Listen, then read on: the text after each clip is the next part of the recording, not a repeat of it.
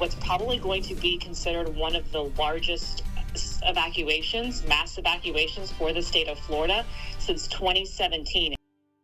As Florida braces for Hurricane Milton, locals in the Tampa Bay area are dealing with mandatory evacuations up and down the Gulf Coast. Good evening and thank you for joining us. I'm Emily Irwin. And I'm Eric Rucker. Those in the storm's path are now scrambling to get their things and get out. Our Juanita Adame speaking to a Tampa Bay resident and joins us now live in studio with their story. Juanita.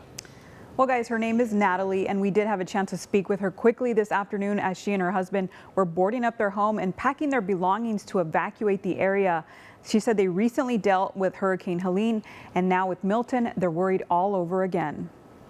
Natalie Ferrari has lived in Tampa Bay for the last 6 years. So basically, all up and down along the west coast of Florida, we do have a lot of mandatory evacuations. She works as a meteorologist for a private insurance company, so she knows and understands weather. So right now, we've actually had rounds of rain and some even breezy winds, but that's actually unrelated from the hurricane. There's actually been this low that's been producing some of those showers and storms really since the weekend. But she said Hurricane Milton has her worried. This being a direct hit, this basically churning and being allowed to strengthen the Gulf, that just has so many of us nervous from all the impacts. Not only have they been dealing with a large amount of leftover debris from Helene. Some areas were starting to even run out of gas early, and that grocery stores, the Home Depots, the hardware stores, you name it, there have been long lines. But there's also a surge of people leaving the Tampa Bay area. This setup is allowing and leading to what's probably going to be considered one of the largest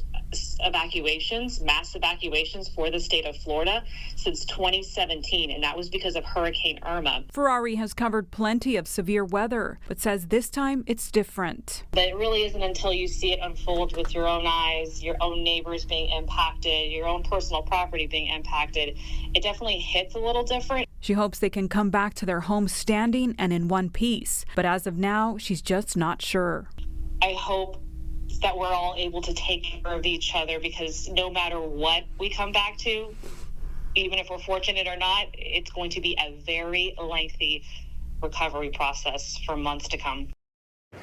Now, Ferrari also told me that the leftover debris from Helene can be a problem because with the high winds, it can be launched into the air, causing major damage. In the studio, Juanita Adame, KC24, local news that matters.